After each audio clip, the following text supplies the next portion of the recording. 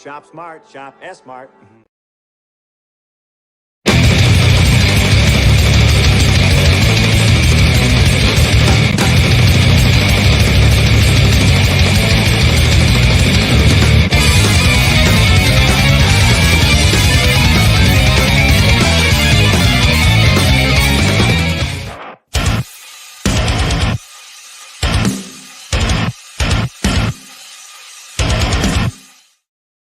What's up, ladies and gentlemen, and welcome to another episode of Whisks. I am your host, DeathMetalHero, and with me is longtime friend of the channel, Mr. Hocky. How you doing, brother? Good to see you. G'day, everyone. I am Hocky, the ad hoc artist, and this is exciting. My goodness, who would have thought that I'd ever be able to come on this show at all? It's been a long time coming, God. Right? It's fantastic, and congratulations, man. The book looks great, awesome looking cover, and fully funded within 24 hours. That's pretty damn good, my friend. That's fantastic. Absolutely, I'm just blown away by everyone. People who've backed or just shared, or and to Jason and Angela for hosting on the weekend too for my launch. It's just it's awesome. Yourself and everyone. It's just. I'm kind of surreal in some respects. You just go, oh my goodness, yeah. I'm doing it. I'm making. That's right. Oh my God.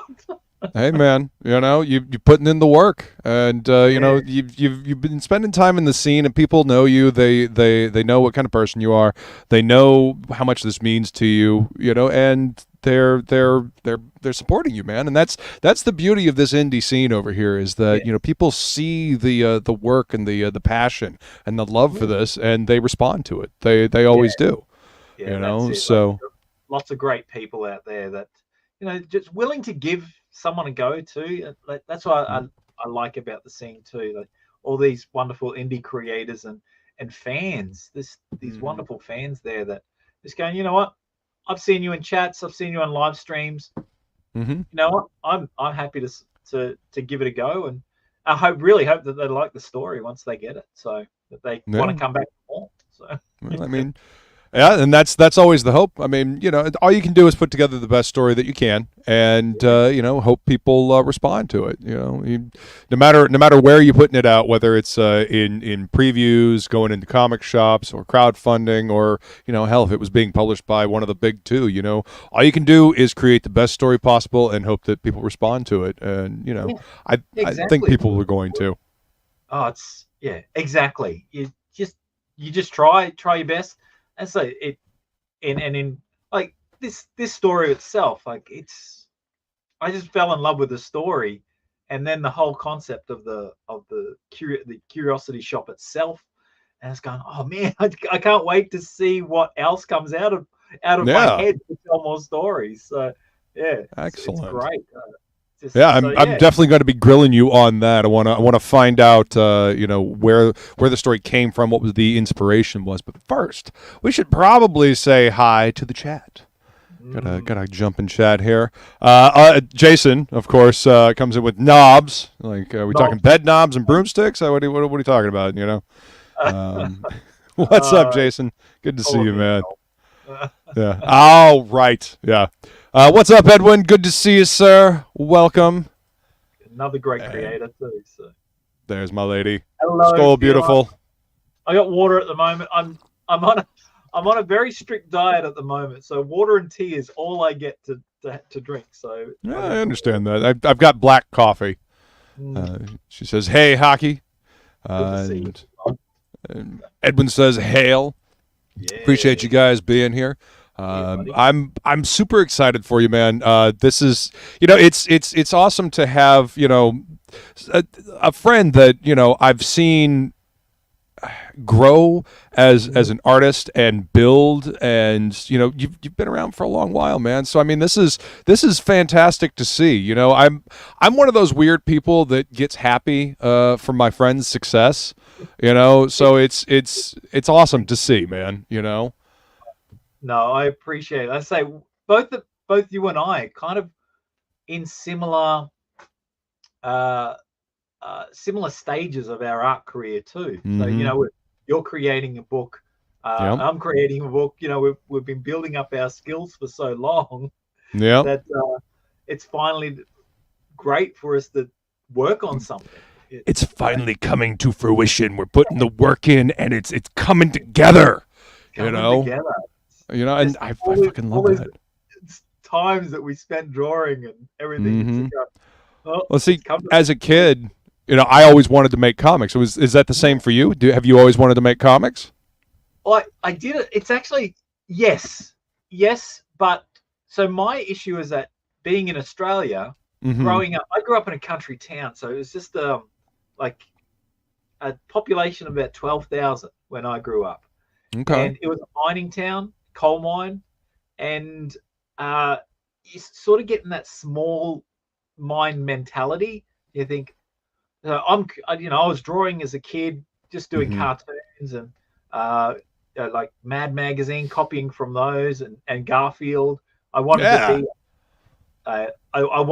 Originally, I kind of wished I was able to do the comic strips in the newspapers, like Garfield. Awesome. Yeah, love Garfield. One in Australia called Snake. So they used to be around, and Foot Rock Flats is another one in Australia, New Zealand creator.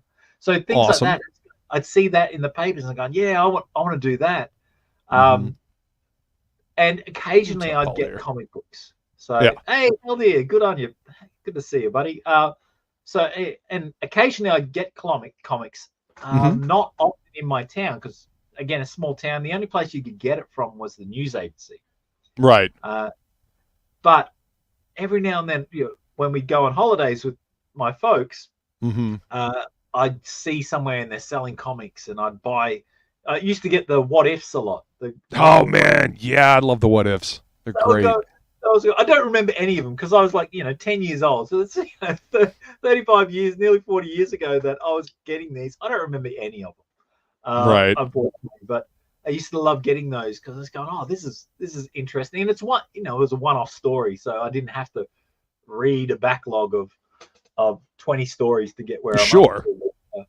So that was kind of nice, but it wasn't until like Batman came out in '89 that I actually became a full-on collector of comics, and there was all Batman and Catwoman and DC stuff. So that's kind of why I'm more of a DC person rather than Marvel, just because of the Batman movie.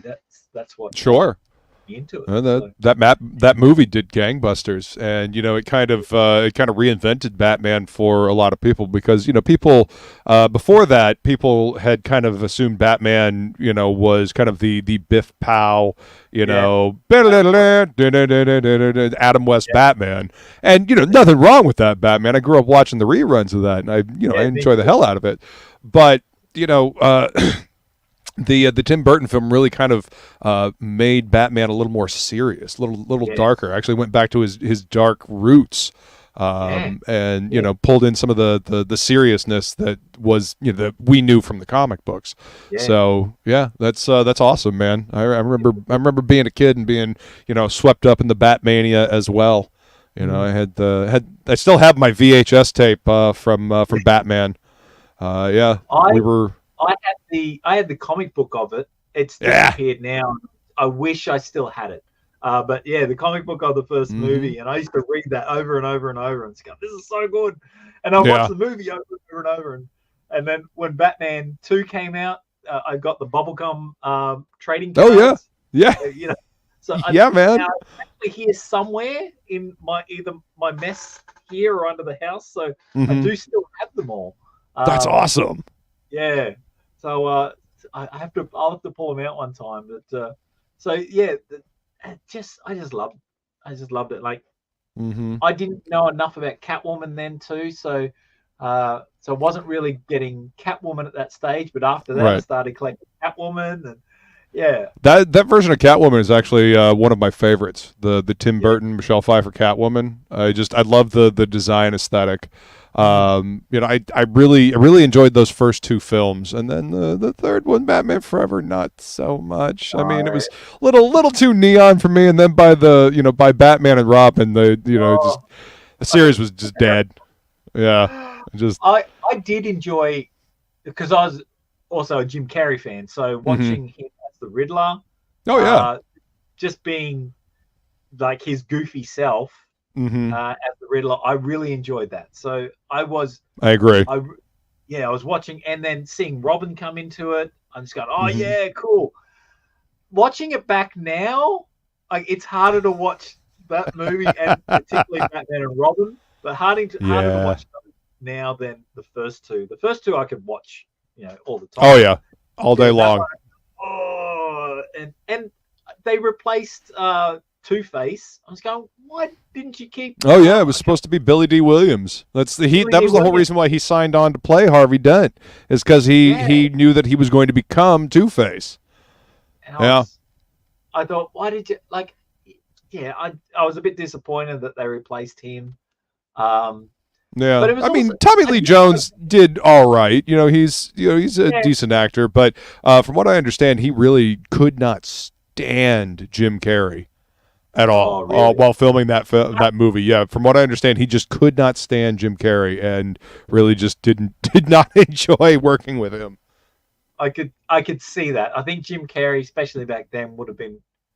He was kind of like a like Robin Williams light in a way, because Robin Williams was the same, like crazy off the charts. But whereas Jim Carrey seemed to come off a little bit more light, maybe a little bit more arrogant than what Robin Williams did. And so I thought, but I did really enjoy it, and I liked his performance. But I thought he was a good choice for Riddler. I would have. I always wondered what it would have been like if Tim Burton had gotten a chance to actually direct that third film. Yeah, exactly. I always wish too, and I imagine that we still would have had Michael Keaton as well. So that would have going. So yeah, just having those three films. It's a bit like I love the Nolan Batman films. They're actually and Batman Begins in particular. I know everyone loves the second one with the Riddler, and don't get me wrong, the with the Joker, with the Joker in it, that was fantastic. But I love that different telling of the origin story for Batman in that. So I agree. The Batman Begins, and then the second Batman movie. I always forget what the title of it was. I enjoyed both of those. Dark Knight, the third one with Bane. It's always the third one with Bane. It's always the one with Bane that always kind of screws it up. I mean, I didn't really enjoy that third one. I thought it was kind of I don't know, convoluted. Yeah. I liked it, but it would have because what's his name passed away. Heath Ledger. Heath Ledger. Because Heath Ledger passed away, I think they were planning something else, and then they need to make a final film, and then it was just. I actually really enjoyed it. Still, I think it's a great film, but it did miss the mark. It felt like Spider-Man 3. You know how Spider-Man 3 was? Raimi just goes, you didn't let me do what I want, so yeah. I agree. Perhaps the same problem: too much studio involvement, not enough letting the creators actually create. Oh no, we've got something popular. Oh my goodness! Look, let's put our thumbs in the pie to ruin it. Now let's overreact and completely screw it up. Ah, hell. Yeah. So, and that's what we're seeing with the Marvel stuff now too. When Iron Man came out, Iron Man, fantastic. That's like a brilliant film.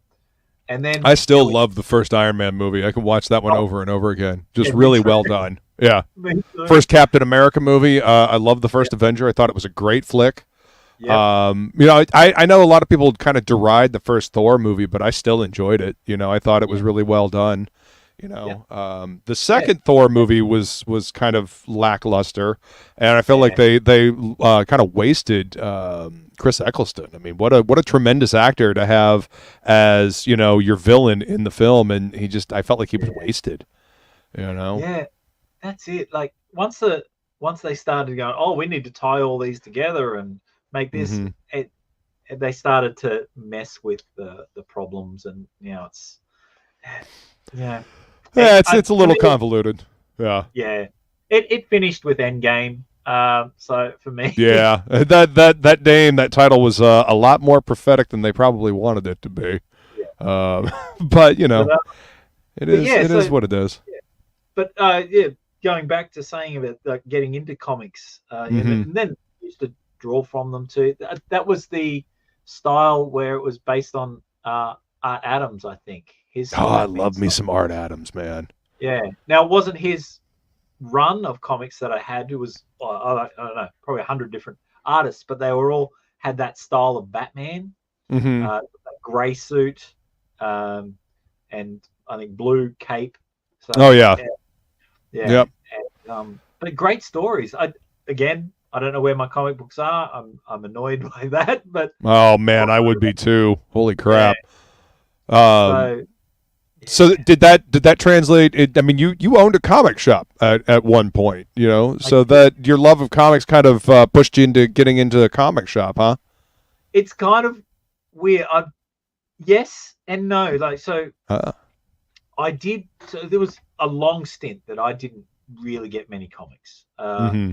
I'd buy a trade paper every now and then. I'd go to the comic shop. Well, I moved down to Melbourne, so from central Queensland, which is vastly more isolated, down to a major city, Mm-hmm. and that actually had ability to go to places that would sell comic books. So Yeah. I managed to get into a few there, like and we've mentioned. G'day, Ray, and hello, Creators Outlet. Sorry. What's up, Ray? Welcome, And sir. yeah, so to being in a town where I could go get them, but I still didn't really get a lot. But that's where I Right. discovered that Rising Stars, which I still Oh, love. great book. Straczynski understands Yeah. superheroes. He understands characters. Yeah. Such a great premise of that. Mm-hmm. And then when I moved here, I think it was actually kind of funny opening the shop because I was talking to a friend and he's into comics, and not that we could collect anything here. It's another town that didn't have anything. Right. But talking to a friend, I said, "Oh, we should open a comic book shop one day," and that was more tongue in cheek. I was going, "Oh yeah, that'd be fun." And then I'm going to do it. So, why not, man? And with that, it was actually my most sales was gaming. I had miniature gaming stuff. That was my big spinner. But, I mean, they go hand in hand. Hey, what's up, Plagle? Good to see you, sir. Hocky's going to open a new comic shop, but it's going to be mobile. He's going to he's going to drive from town to town selling comics, or should I say, Hamlet to Hamlet? Hamlet, yeah. I like your style. Not a bad idea. I mean, they got food trucks. You know, they have ice cream trucks. Why not comic trucks? I mean, you know. I do like Start playing the Spider-Man theme or the Batman theme as you're going around the, you know. Hey, could work. Yeah, exactly. It's not a bad idea. Plagle might be onto something here. I'm just saying. Yeah. He wants a cut of the profits now. So yeah, but one of the benefits that of having a comic book shop is it's actually seeing things that aren't superhero, like or something that isn't the mainstream DC or Marvel. Mm-hmm. But yes, a lot of mainstream creators and such. The one I'm thinking about in particular is 300. Like, oh yeah, that's not a superhero story. Kind of is. It kind of is, you know. It's a superhero. Well, I mean, yeah, you know, the Spartans were they're superheroes of their own day, but yeah. But it was just so different, and mm-hmm. You know, out of left wing in some regards. Same with Miller's other stuff, you know, like Ronin, yeah. The noir one that Sin City. Sin City, of course. Yeah, yeah, totally. You know, things like that where, again, it's just something different and I got to read a few different things, just going, oh, what's this? Oh, what's that? Right. That was just great to experience seeing some Yeah. of those, and that's what I look for now when I go into the comic shop. I'm going, what's different? What's not a superhero, or at least if it's a superhero, how is it? What's it told differently? Or Right. I keep showing this one off. Not that the story was okay. So it's called Smart Girl. The That's a story cool is cover. Independent. Yeah, well, the artist is fantastic. And Let it's me about full size that. she's like a droid. So I don't know if you can see it on the face. Fernando Dagnino. Okay, cool. I'll have to look that one up. So and it's like the artwork. If you can see, it's Ooh, hard. I like it. The artwork Black and white. is nice. Yeah. The story And that's in the European format too. It's a little wider than normal comic book format, isn't it? So yeah, it's probably A4. So where's that? Yeah. So Yep. So Star Circuit, but yeah, so Nice. like magazine style or something. It's so like I look for stuff like this and I was going, oh, what is it? It was also on sale, so that helps. But oh yeah, yeah. Just trying to see different stories and just go, no, what's this story? And I do like ones that conclude. So I actually just finished reading a book called Nocterra. Now, say heard of that one. Yes, Scott Snyder. I know a lot of people don't like Scott Snyder. However, well, they didn't like his Batman run at a certain point, but yeah. But it was a great book. It was 18 issues plus 2 specials, I believe. I've just finished reading it like the other day, and I was going, nice. I really enjoyed that. So it's about the world gets covered in darkness, and if you're in the darkness, you turn into a monster. Right, so and they've got to drive around in that van with the light on it, right? Yeah. I think I remember reading like the first issue of that when I was still working at the shop. Yeah. Tony Daniel doing the artwork on that, I think. Yes. Yeah. Yeah. Oh, fantastic artist. Holy. Oh yeah, Tony Daniel's great. He's only gotten better over the years. Started out doing the 10th. And then he just, kind of came into his own, just line work. Just love it, man. I am the Mad Hatter today. I was going to go get my bowler, and I thought, no, we'll keep this on today. So, yeah, changing it up a little bit. We're all a bit mad here. Now, I am a little, running a comic book shop, I am still, like, names still escape me for artists and writers, because let's go, someone will start talking about this artist, and I'm going, I don't know who that is. I mean, chances are you've probably seen their work, but you just didn't realize it. Yeah. No, I mean, I'm the same way sometimes. There are certain artists that stick out in my head, and sometimes I'll remember, sometimes I won't. You know. Yeah. So like Tony Daniels, like I wouldn't have. I was just going, I don't know who that is, but I probably would have seen his work in other things. But yeah, seeing him in this book. Oh yeah. He did some great Batman stuff too. Yeah. Oh, nice. Yeah. Yeah. So many artists that even back in the late 80s, early 90s, who were doing that run that I was reading on, and they're looking, going, I don't know these names, but they did a really good job at drawing. So catch your eyeballs. Yeah. Yeah. And that's important, having that those those stories, those the artwork that kind of catches your eyes, because I mean, comics are a visual medium, having those things. I mean, the cover, the artwork will catch your eyes, and it'll bring you over, and the story's got to hook you in and keep you there. You know what I mean? Yeah. So I know there's been that age-old argument that. And Jason and Inkspots and I have been arguing about the art versus writers type thing. To me, it's a marriage of the two. So of course, to me, it's 50-50. I need both. And I do mention that a comic book to me is like watching a movie or a TV show just slowed down. Sure. You're getting keyframes rather than a movement, but it's you can take it at your own pace and sort of Mm-hmm. see, you know what. And if you want to focus on something, you can just go, oh, you know Yeah, if what's you want to stop and freeze yeah, frame and take a look at things. yeah, Yeah, absolutely, man. You and know, take it comics all are a in. So unique alchemy, you know. yeah, it is. It is. It's a beautiful medium, and I'm glad that I'm finally able to dip my toe into it. So Right? Because comics can be about anything. It's one of the conversations we were having backstage is that, you know, we were talking about how comics have always been kind of considered the redheaded stepchild of entertainment media.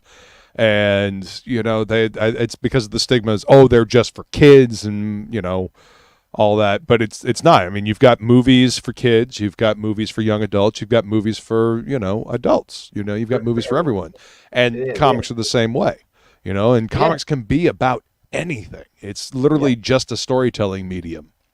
yeah. And I apparently like. writers just fill in balloons, according to So Jason.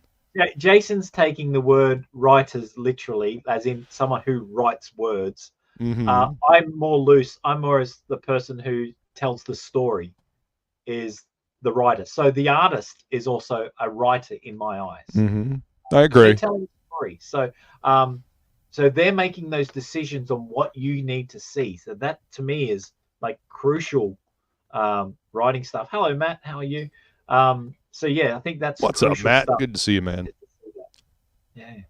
I agree. And Matt says, I think there's a perfect ratio of words to images because too many words, it might as well be a novel, and too many pictures, then it should be an art collection. I can understand that. Yeah. You know, it being that it's comics and it's a visual medium, I would prefer more art versus words. Like the art needs to carry the actions. The words need to carry the emotions. I mean, and granted, you know, the characters in the pages need to carry emotion as well, and they need to emote, they need to act and whatnot. But the words and even the narration, sometimes it's got to get, you know, it's got to get the point across that the artwork doesn't. And like you said, it's got to go hand in hand. Yeah. So the words in some regards, like the balloons or whatever, they are there to, if the picture doesn't quite say exactly what's going on, the words are there to back that up. Yes. And like that's how I approached my thing. I kind of wish I wasn't able to put as many words in it as there is, but I'm still going, I need to explain what's happening there in some like as little words as I can possibly do. Right.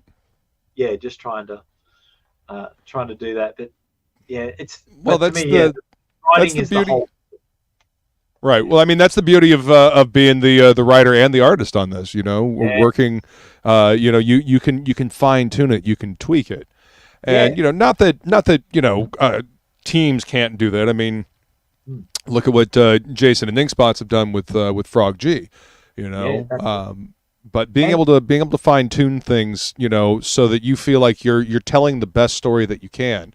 I think that's something unique to, you know, writer artists.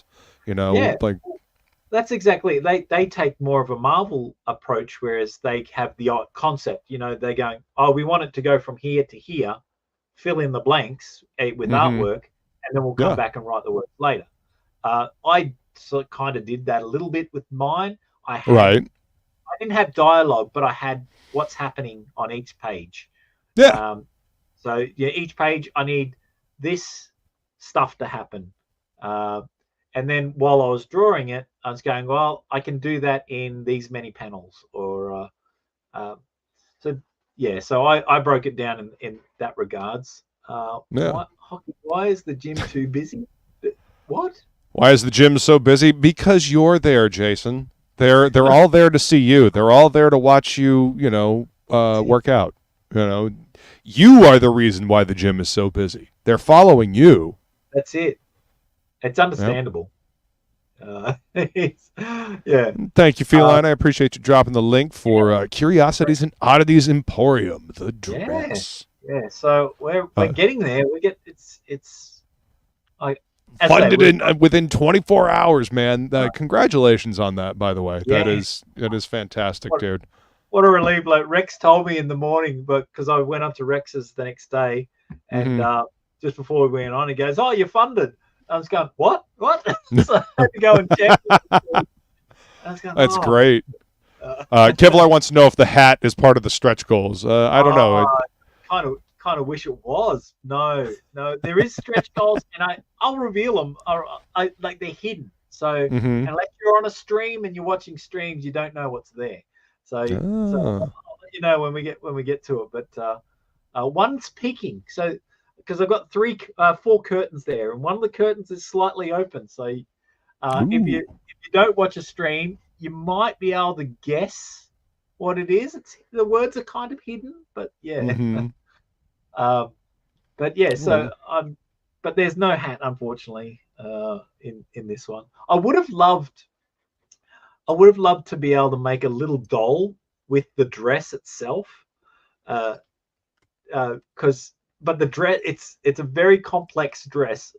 Right. I got ink to do the cover for him, and he's going, "I don't want to put in all this intricate stuff that's on the dress." And I understand, but it's kind of there's reasons for some of the filigree on her dress. So, right. It's all part of the story. It's not there just because. It's there for a reason. Yeah, they're all to do with, it's like time, something to do with time. So all the motifs that are on there, there's an hourglass and there's little patterns there that do mean time. So that's what I've tried to put on the dress, but it does make it look very busy. The other thing it's an intricate design. Yeah, it is. But the other thing too is that she stands out amongst everyone else because of this intricate design on her dress. So there's a benefit of that, having it in the comic too. So, yeah. Oh yeah. Kevlar always loves your hats. Welcome, Dawn. Thank you for joining us. Hello, Dawn. Thank you. Yeah. She loves this. She thinks it's very awesome. Yes. Yeah. Yeah. Halder says, "I'll share out curiosity and oddities in John's long box chat. He would probably have you on for an interview." Awesome. Yeah, we need to get Hocky on as many streams as possible. Get the word out there, because again, comic books it's about more than just superheroes. It's about more than just the usual fare. It's not it's not just cape shit as it has been affectionately referred to. You can tell any kind of story with comic books. It is a storytelling medium, and Hocky has taken full advantage of that.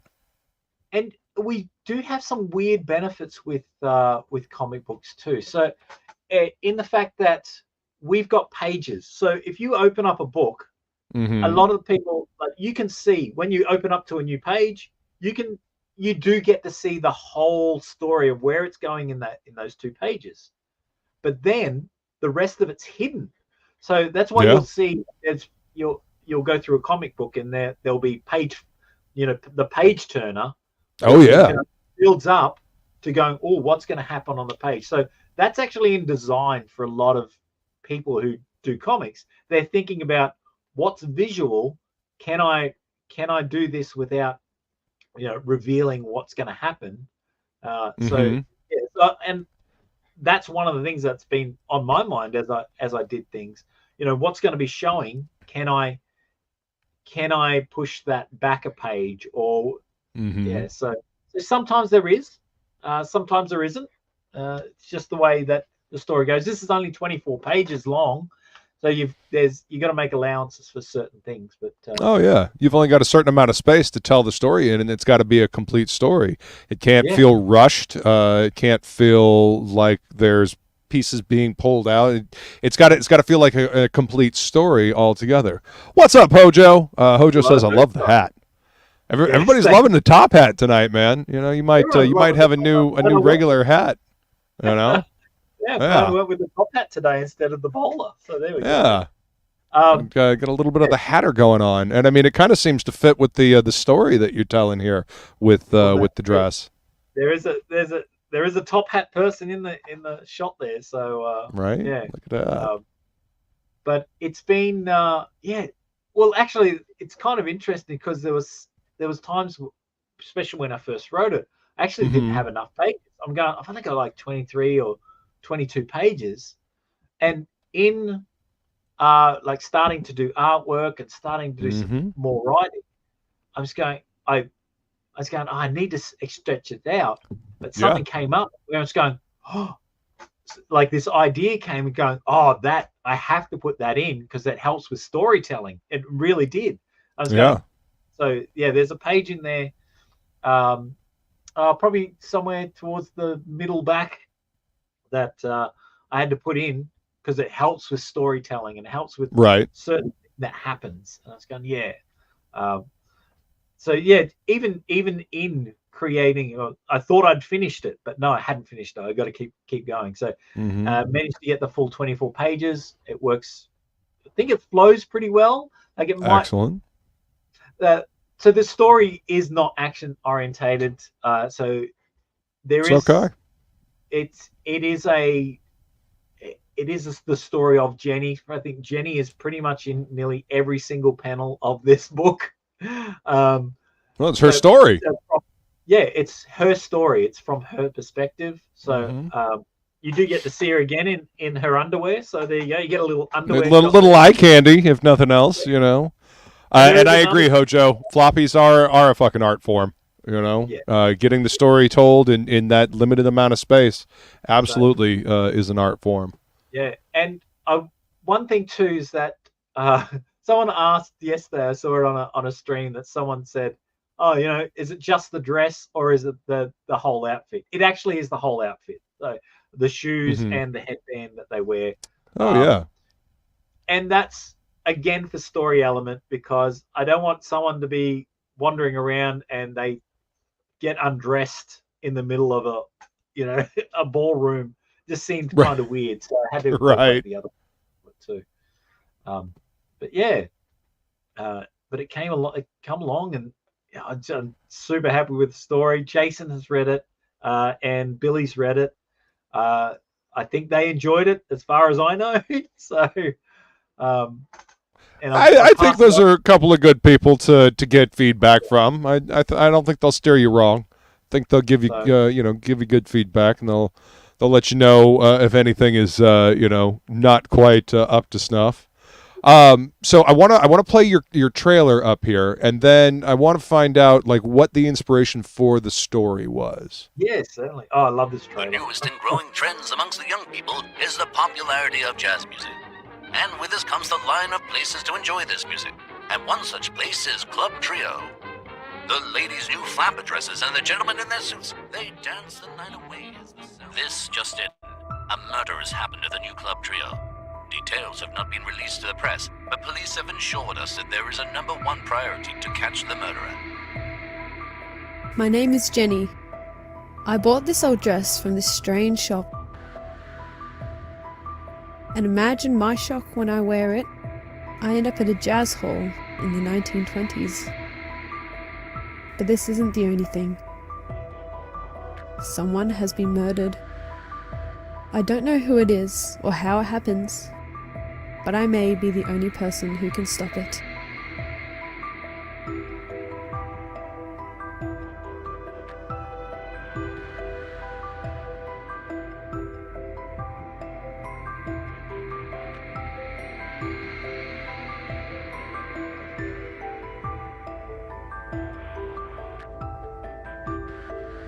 Excellent.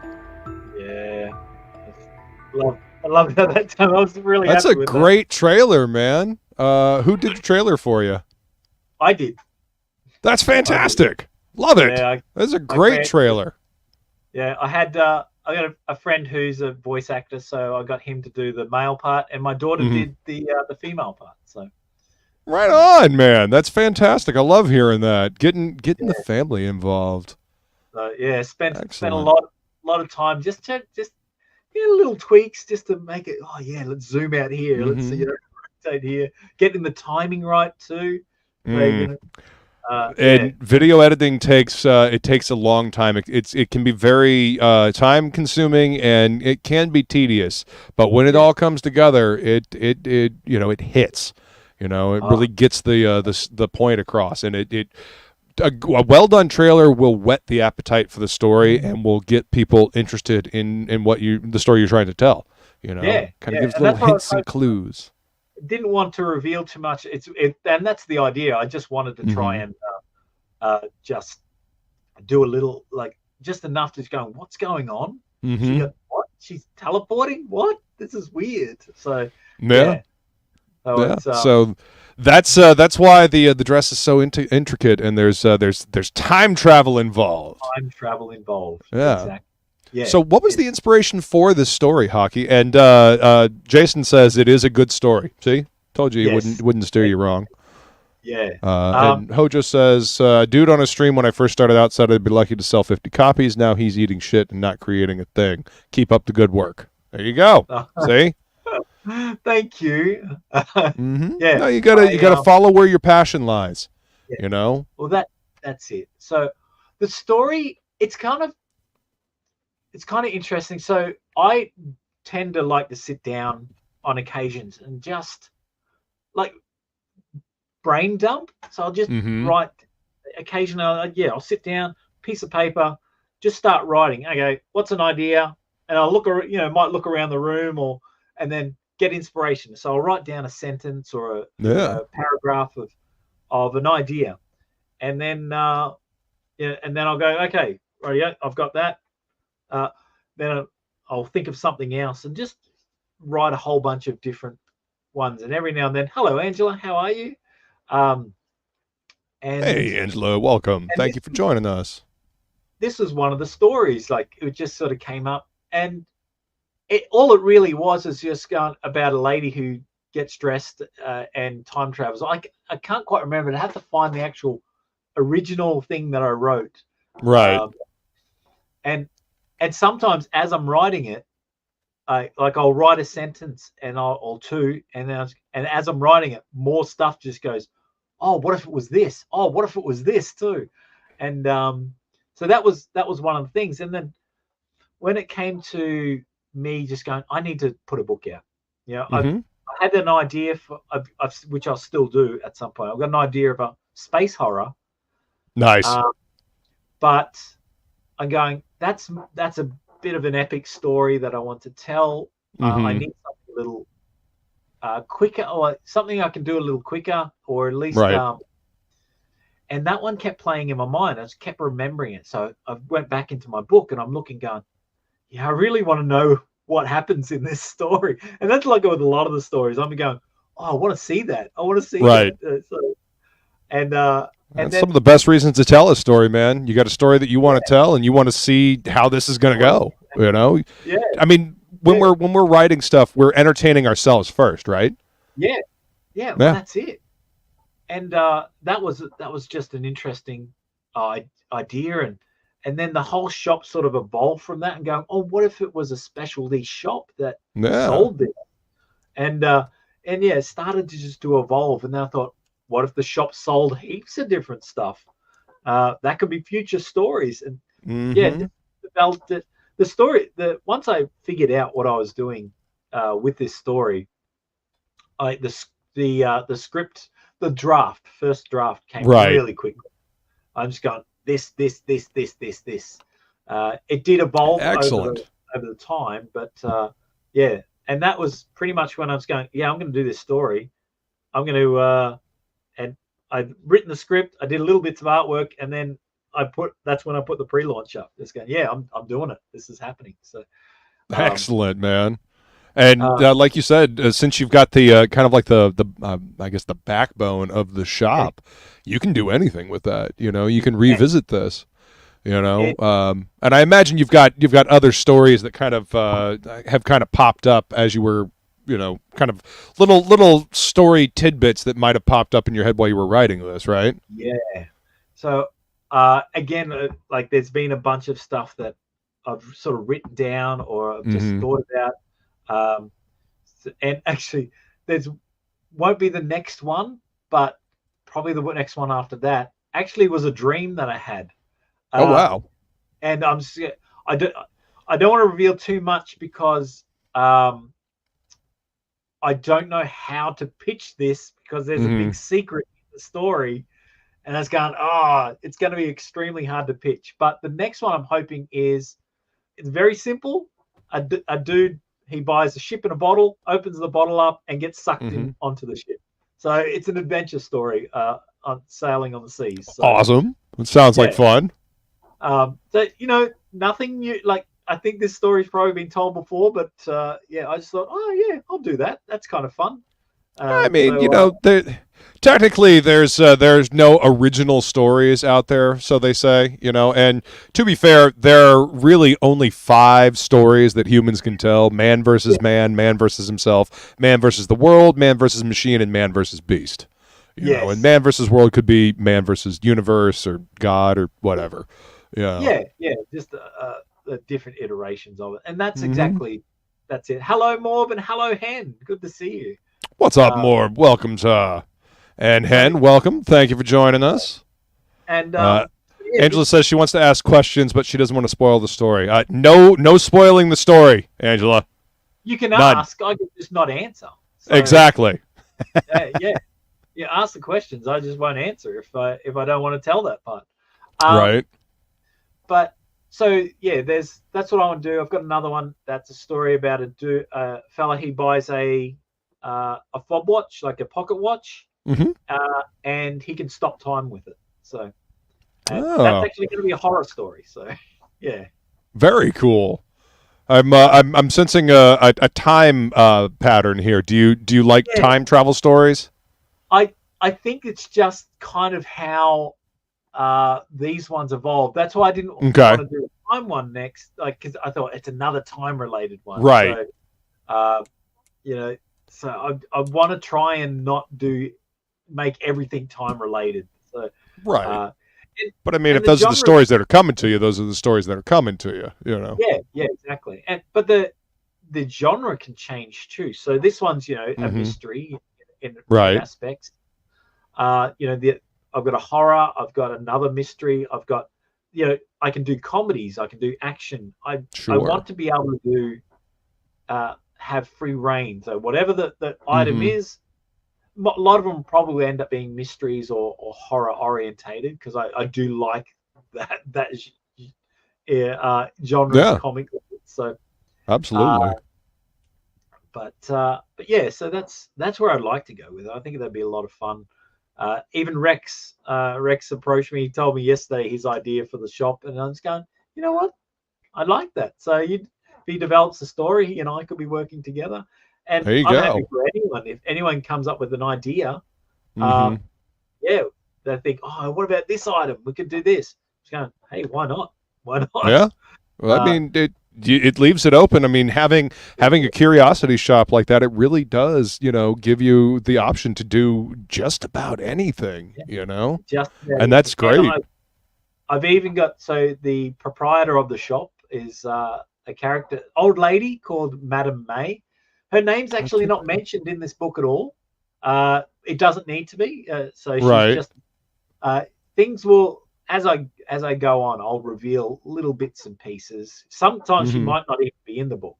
It might be just there she is right there. Yeah, that's her. So a little old lady. She looks a bit like Betty White. Oh no, not Betty White. The other one that was in Golden Girls. The older one.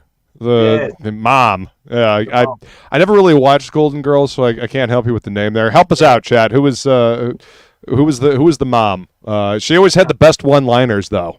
Yes, she was a rascal. So she looks a bit like that, but I've actually got a story about her when she was younger and the shop itself. Okay. And that's what's up, some person. Thanks for joining us. I've got stories of that. I've actually got a conclusion idea for the whole thing too. Oh, okay.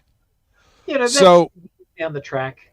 But, sure. I mean, currently, how many issues of Curiosities do you see? How many do you see coming out so far? Obviously, you've got infinite possibilities, but at this point in time, how many do you think you've got in you? I've got, at the moment, I've only got about 4 stories that aren't towards the end. So 4 just independent stories about items. I'm hoping to have about 10 all up before I do the Madame May's backstory and the Okay. So if I can get Okay. 10, but again, I want them all to be self-contained. So this Sure. one isn't self-contained. Yes, there's hints of an overarching story, but Right. each one of them will be a self-contained story. You don't have to buy the previous ones to know what's going on with it. It's all about one character and the item that they buy. So well, the cool thing is that once you have all those stories out and they've got the overarching, you know, the little hints here and there, and the connective tissue of the shop, you could totally do an anthology book. You know, you could collect them all together in a trade and do an anthology of them all, which is, I think, an awesome idea. You know? Yeah, and that will probably happen there. Like I might remaster some things. Like this might end up being in color if I do that. So I don't know. I don't know what I plan to do in the future with these stories, but I will. It probably will be collected into one big thing. So yeah, I like it. This might be the only opportunity to get this cover and Ink Spots' definitely Ink Spots' cover. That I want to leave as exclusive for the print run. I don't want to do another print run of inks because I want people to have a special cover. Right. So, and I think he did a great job. Oh yeah, our boy Ink does it right. He's incredibly talented. He complained about doing this the whole time, because that sounds about right. That sounds about right. And he goes, "Oh, I want to draw monsters, and here I am just drawing a dress." I was going, "Yeah, but I needed someone who could draw what I wanted, and he was able to do it." So he did a great job with it. It's pretty much exactly what I wanted. He knocked it out of the park. Yeah, it looks great, and he got the sequins and everything all sparkly and everything like that. It definitely, you know, it definitely looks like a 1920s flapper girl dress. Yeah, he did well, and I just going, he is fantastic. So that will be an exclusive once I do the print run. Awesome. And they all sell out because I'll overprint.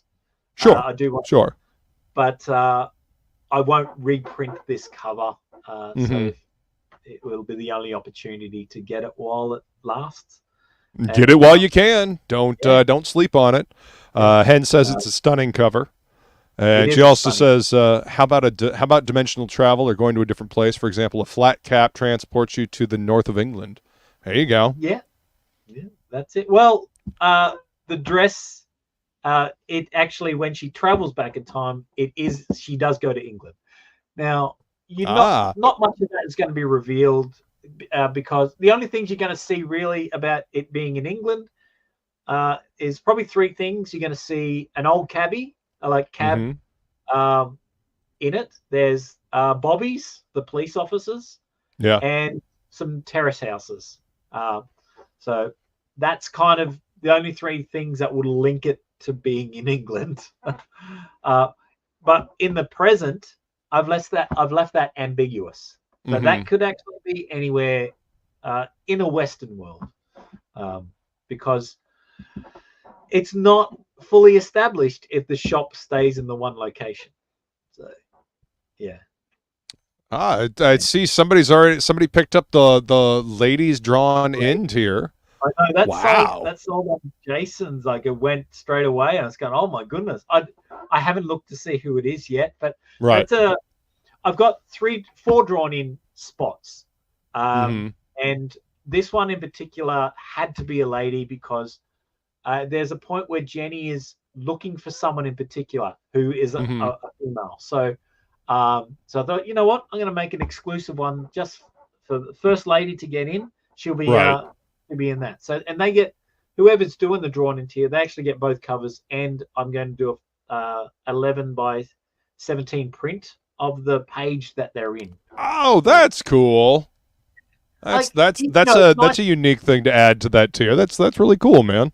You know, it's nice to see you in the book, but you know, what a big shot of you in the book as well. Like I just thinking, that'd be really cool. That it's going, look, that's me in that page, and I'm pretty meticulous when I try to create characters. I want, if I try to get a likeness, I really want to do the best I can to get that in. So yeah, that's having awesome. a little bit, so you can put that on your wall, or whatever you want to do it. One of a kind print.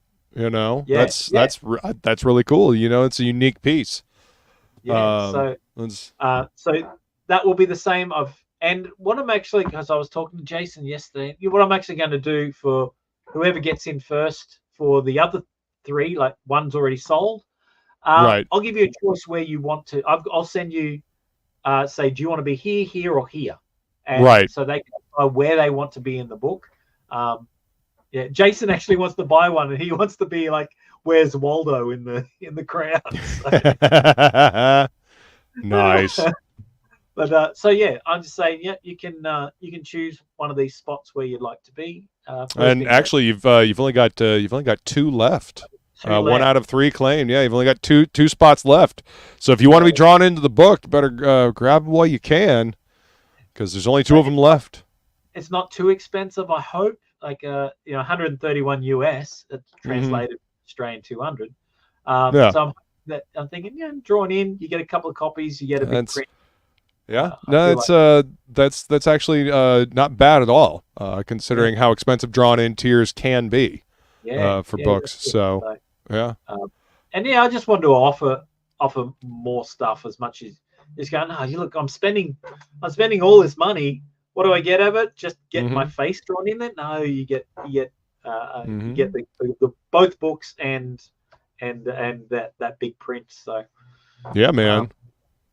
Because I think that's a unique idea, man. I think that's really cool. I think people will really enjoy that.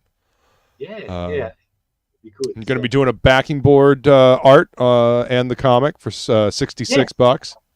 Yeah. So now I did do an experiment. So the picture that's there, I've got it here. So I did do it on a backing board. Right. Now, unfortunately, the backing board even this is the non-glossy side. It's still really? Yeah. Oh. So the alcoholic marker didn't stick to it very well. Yeah. It didn't blend. It just went all blotchy. Yeah. So I'm going to cut down Bristol board into this size, and because I want people to have put their book on one side and have the artwork on the other side, so they can. Nice. Or they can hang it up, whatever they want to do. But I wanted to have that option for to have artwork with their thing. So very cool. Still available. And they'll be fully colored. Like this was a test print more than anything. Right. I have given this away. I gave this away on Jason's channel, so someone's actually going to get this one as a gift. Right. But yeah, there will be full colored pictures of. Probably of Jenny more than anything. So sure, she's the main character. It's understandable. Yeah. So yeah, and then so that's. And I thought, that'll be a lot of fun to do. Absolutely. And like you said, it's something that can be in the back of the book. It makes it easier to ship with everything else as well. It's a good idea. And then stretch cards. That was some people liked little sketch cards. I only one sold at the stage, and I thought that's okay if people want them. They're just little cards like this. For sure. I'm just going to draw pictures on it, and it'll be randomized. You don't know which one you'll get. You'll get a little drawing in there. Again, mostly of Jenny and the characters from the book itself. Right. I might even do some of Madame May. Who knows? I mean, a little piece of original artwork, man. That's what sketch cards are supposed to be. That's it. And I didn't want to make it too expensive as well. So they go, let's get a copy of the book and a sketch card. Some person is saying you could do a draw stream with your book, do a few panels. Yes, I have thought about that. One of the things is, depending on where I am in the book, I don't want to reveal too much. I don't want too much of the story spoiled.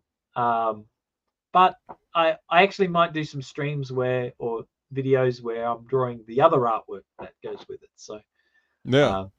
like my last video was me talking about me growing, like my history of artwork, but while had the drawing of this cover in the background. So yeah, so you can actually see this cover being created on my last stream channel. So yeah. And you know, people like seeing that stuff as long as it's not spoiling any story points. I think it's a good idea to do that. I've been trying to do that kind of thing with Mercenary Guild, but there are certain story points that I don't want to spoil. But there will be more of that stuff as time goes on.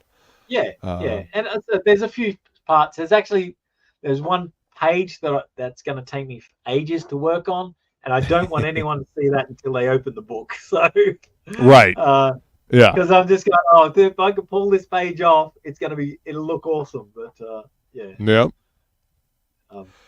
Matt says, I like the simple stuff. I sold add-ons of buttons and magnets, but people preferred prints and cards. Yeah.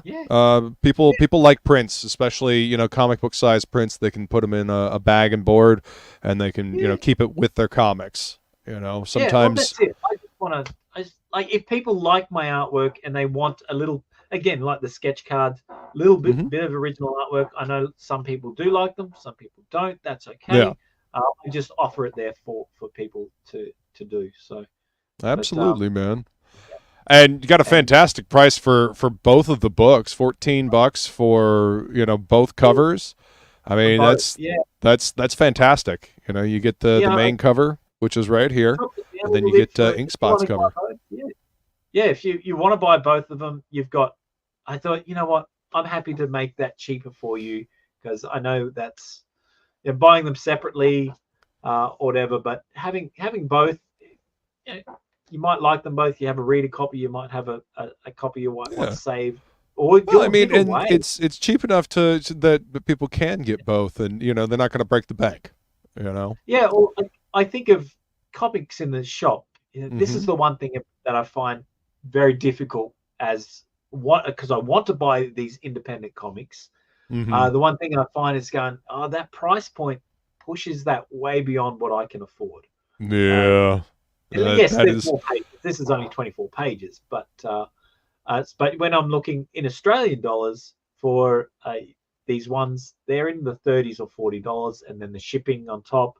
Yeah, it's nearly $100 book. It comes down to for me to buy a comic, and I was going, I can't justify that. Yeah, that to me is really expensive. Again, you know, the shipping is ridiculous, man. You know, and.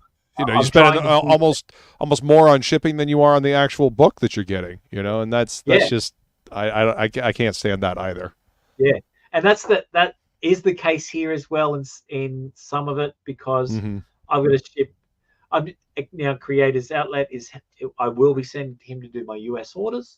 Awesome. So that's fantastic that I can hopefully just send him a whole bunch of stuff and he can send it out for me just to make it easier. I don't want to.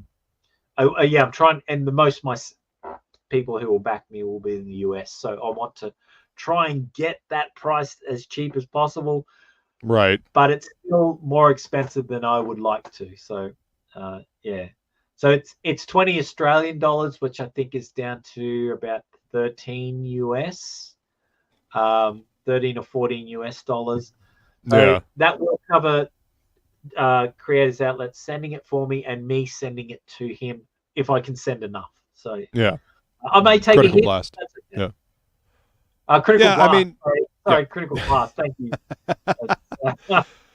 Critical Outlet. Thank you anyway. But yes, Critical. Yep. I saw Critical Outlet earlier, and so that name was Critical Blast. Sorry. And Ray says, Hocky, you nailed it. I'm so glad I got both books. Hell yeah. Oh, excellent. Thank you. Yeah. Like the story is, it's I say without spoiling the story itself, like it is. I really enjoyed it. Like I just get excited when I'm just going, oh yeah, this happens and this happens, and again, it's not an action book. It's not. There's no action in it. It's there's one action scene, and that was in the trailer where she's wrecking this dude.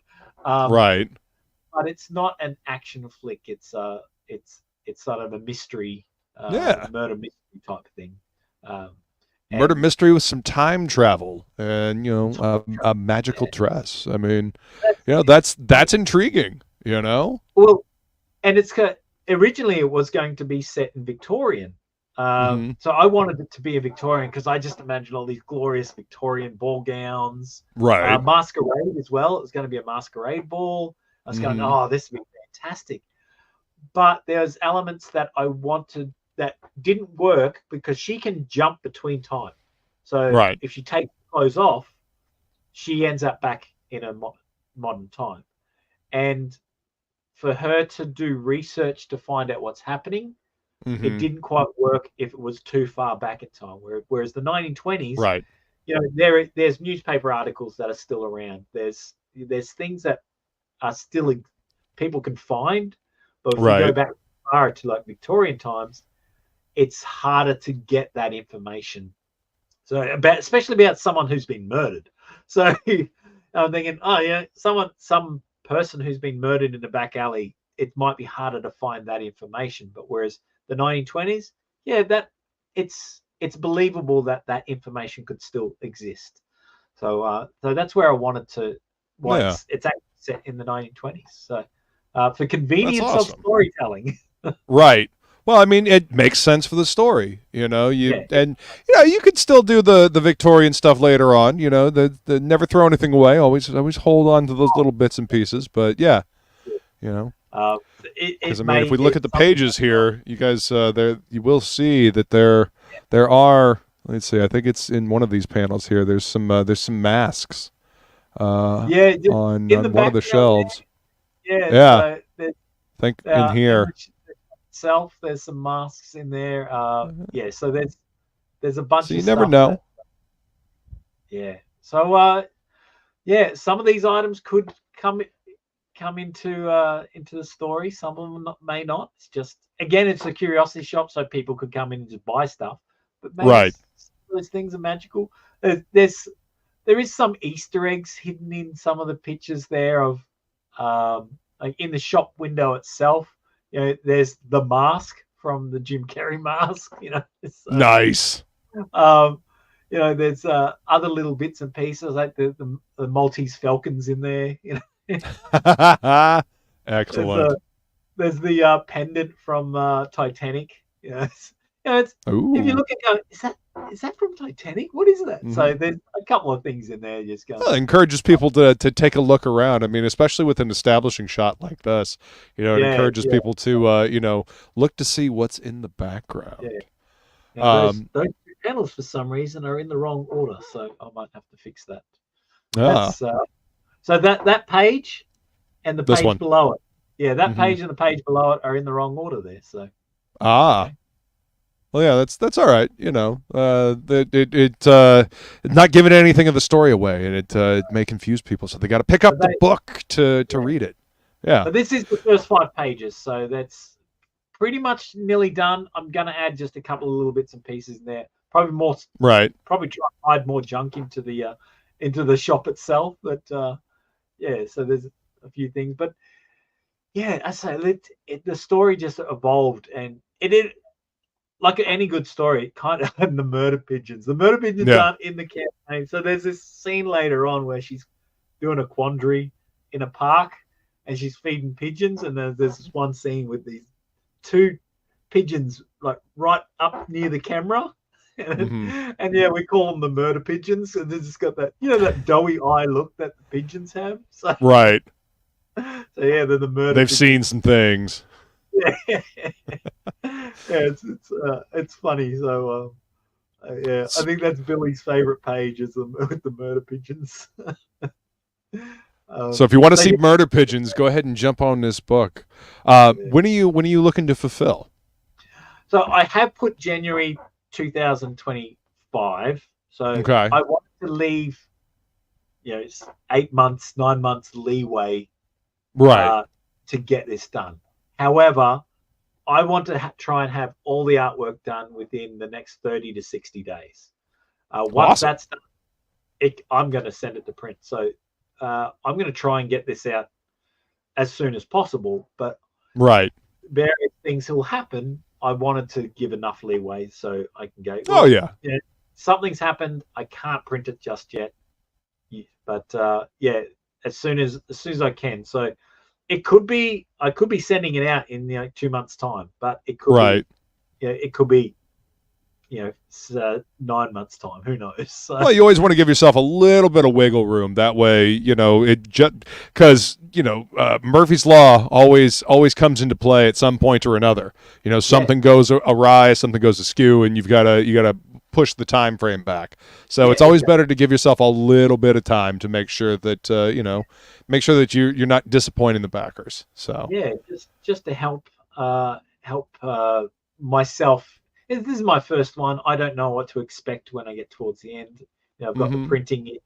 There's printing issues. There's this type of this and that and this. So I just wanted to give myself enough space as a buffer, just in case something went awry. So yeah, but I don't know if you can make out anything in that first curtain of the stretch goal. It's small. Jason, he has a magnifier on. He said, even with his magnifier on, he said, I can barely make out anything in there. So, well, everybody, go check out the page and take a look. See if you can decipher what the first stretch goal will be. But the first one will be a print and trading card. So some people like trading cards, some people like prints. I'm just going, you know what? I'm just going to give it to you both. You can throw one out or keep them both. So I just, I just wanted that option of people just going, I'm just going to let you choose which one you want. You can have them both. So so you'll get a print and a trading card. Hell yeah, that's awesome. The second, and if we get it, like I say, all the stretch goals are planned, but I probably won't reach them all. The second one is in the trailer. You might have seen the newspaper article. That's going to be the next stretch goal. It's actually a copy of that newspaper article. That's awesome. Yeah, that'll be cool. That'll be really cool. Copy of the article. Yeah, so you'll get that. So that, and there'll be probably random ads on the back, like so. Yeah, like the old comic book ads. Yeah, something like that. Yeah. So there'll be so that's the plan for the next one. And at 10,000, I'd like to give my people who've helped me create artwork for the campaign. I want to give them a bonus. Cool. So that's at 10,000. So ink spots and the person who is doing the trading card. If you can decipher the name that's hidden in there. And then at 20,000, which again I'm hoping to get to 10,000. If we get to 20,000 though, I will color the book. So yeah, awesome. I can do interesting things with color too, with time and so that. Oh yeah, you could totally play around with it like that. This is fantastic, man. I am super excited for you. And Feline, I appreciate you dropping the link. Everybody hit this link and go back our boy Hocky here. Help him bring this to fruition. Let's see if we can get him to these stretch goals. Get the card and the print. He's off to a great start, and we need to keep pushing him forward. Yeah, and it's getting to say to reach just the funding goal and to start with.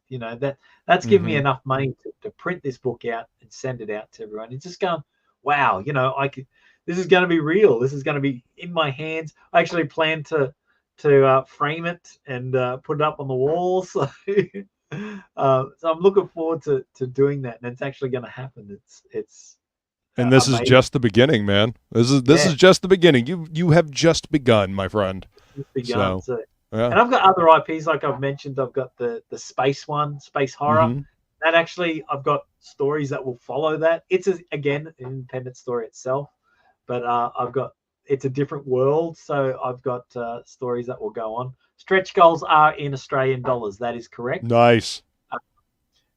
So 2,000 Australian. So it's I think about 1,400 or so for the US. So I thought maybe a little less, 13 or something. So so I'm actually really close to that. We're only probably about $250 away, or $200 to $300 away there. So That's awesome. the end of the week, we may get there, we may not. I expect to get there by the end of the 30 days. So Yeah. but yeah, it'd Well, be great. everybody go hit this link. Let's help Hocky get there. Make it happen. Yeah.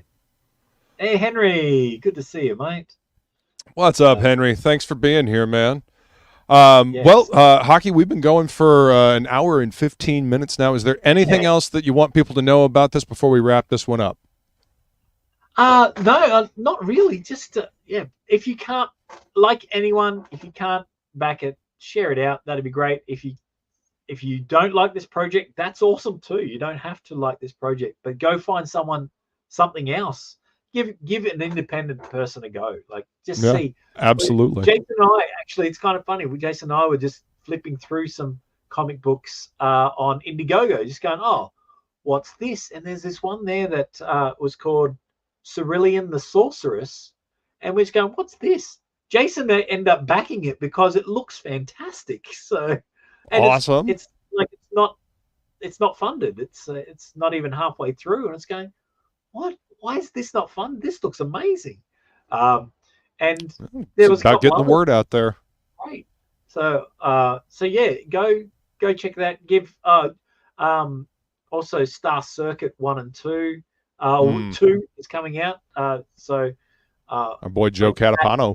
Be funded. Oh my goodness, Joe is such a great artist. So he is. Yeah, although, like as I say, my book is cheap enough. Hopefully you can buy this, but please go check out all this other stuff too. So yeah, find something good to read. There's always something good out there. Well, Hocky, dude, thank you for coming to hang out, man. It's always fun hanging out with you on Topic List, but it's cool to get a chance to talk to you about the book that you're making and the something that you're passionate about. So thanks for coming to hang out, man. Appreciate it. No, it's absolutely crazy. I really appreciate it, Luke. Thank you very much. Absolutely, man. You're always welcome to come hang out, man. So if you aren't subscribed here, hurry up and subscribe. Come on. That's right. I appreciate that, man. Thank you. And chat, you guys are fantastic. Always a pleasure having you hang out with us. And remember, Shop smart, shop S-Mart.